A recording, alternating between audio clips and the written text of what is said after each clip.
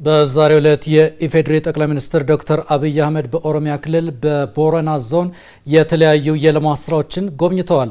የተጠናቀቁትን ደግሞ መርቀዋል። ንግግርና መልእክቶችንም አስተላልፈዋል። በዚህ ጉዳይ ላይ የዛሬ ውሏቸውን በተመለከተ ባልደረባችን ምስክር ስናፍቅ በስፍራው ተከታትሎታል። የሚያደርሰን ዘገባ አለ። አመሰግናለሁ። የኢፌዴሪ ጠቅላይ ሚኒስትር ዶክተር አብይ አህመድ በዛሬው ዕለት በምስራቅ ቦረናና በቦረና ዞኖች የተለያዩ ልማት ስራዎችን ተዘዋውረው ጎብኝተዋል። ከዚህ በተጨማሪ ደግሞ የተለያዩ ባለፉት ዓመታት ሲገነቡ የነበሩ ፕሮጀክቶችንም እንዲሁ መርቀው ከፍተዋል። ከነዚህ መካከል እንግዲህ በቀዳሚነት የተመለከቱት ወይም ደግሞ የመረቁት በነገሌ ቦረና ገዳ አውሮፕላን ማረፊያ ነው። ይህ አውሮፕላን ማረፊያ እንግዲህ በኢትዮጵያ ያሉ የአውሮፕላን ማረፊያዎችን ቁጥር በአንድ ደረጃ ከፍ ያደረገ ነው። በተለይም ደግሞ በኢትዮጵያ ያለውን የንግድና ኢኮኖሚ እንቅስቃሴ የበለጠ በማሳለጥ ሂደት ውስጥ እነዚህ የአየር ማረፊያዎች ከፍተኛውን ድርሻ እየተወጡ ይገኛሉ።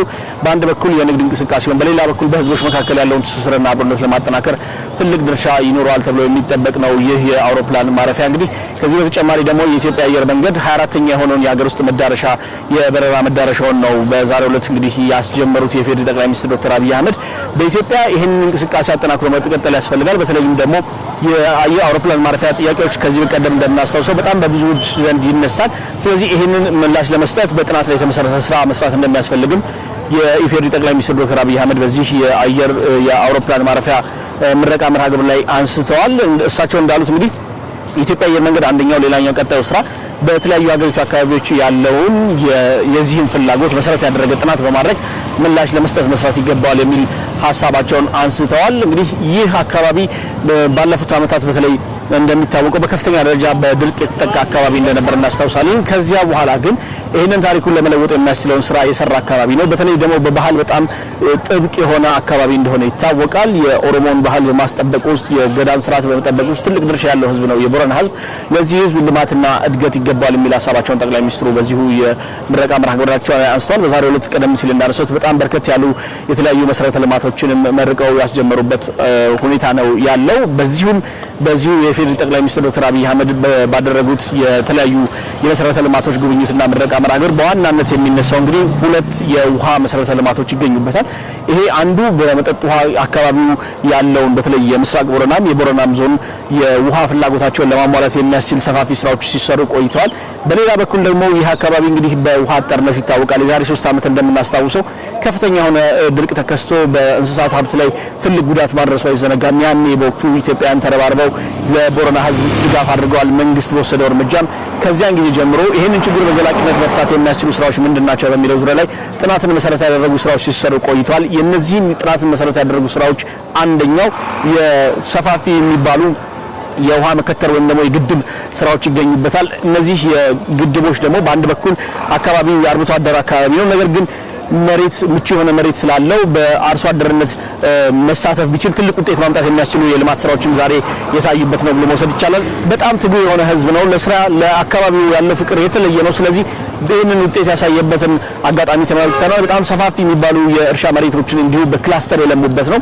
በስንዴ፣ በጤፍ፣ በማሽላና በበቆሎ ትልልቅ ስራዎች ተሰርተዋል። በሌላ በኩል ደግሞ በአትክልትና ፍራፍሬ ዘርፍም እንዲሁ ውጤቶች እየታዩበት የመጣ አካባቢ ነው። ስለዚህ እነዚህ የውሃ ፕሮጀክቶች አንድም በመስኖ ልማት ሰፊ ስራ ለመስራት የሚያስችሉ ነው። በሁለተኛ በኩል ደግሞ የአርብቶ አደር አካባቢ እንደመሆኑ ለከብቶቹ አስፈላጊ የሆኑ ውሃን ለማቅረብ እነዚህ ፕሮጀክቶች ይጠቅማሉ። በሶስተኛ ደረጃ ደግሞ በመጠጥ ውሃነት ለቦረናም ለምስራቅ ቦረናም አካባቢ ለሁለቱም ዞኖች የሚሆን አቅም እየተፈጠረ ያለበትን ሁኔታ ጠቅላይ ሚኒስትሩ ተዘዋውረው ተመልክተዋል ማለት ነው። እንግዲህ ሌላኛው የኢፌዴሪ ጠቅላይ ሚኒስትር ዛሬ የሞሏቸው ከተመለከቷቸው ጉዳዮች መካከል እዚህ የያቤሎ ከተማ ውስጥ የሚገኘውን የባህል ማዕከል መርቀው ከፍተዋል። በመደመር ትውልድ መጽሐፍ ሽያጭ ነው ይህ የባህል ማዕከል የተገነባው። በተለይ የቦረና ህዝብ ከባህሉ ጋር በጣም የተሳሰረ ህዝብ ነውና ከዚህ ጋር የተያዙ ያለውን የቋንቋ የባህል ሁኔታ የበለጠ ለማጥናትና ጥናትና ምርምሮችን ለመስራት እንደያሉ የባህል ማዕከሎች በጣም አስፈላጊ ናቸው።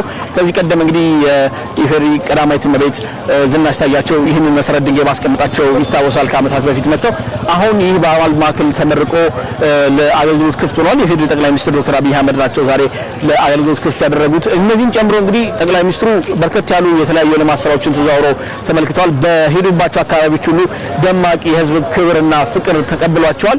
ይህ አካባቢ እንግዲህ ከሌሎች ህዝቦች ጋር ከሌሎች አጎራባች አካባቢዎች ጋር በፍቅር ተሳስሮ የሚኖር አካባቢ ነው።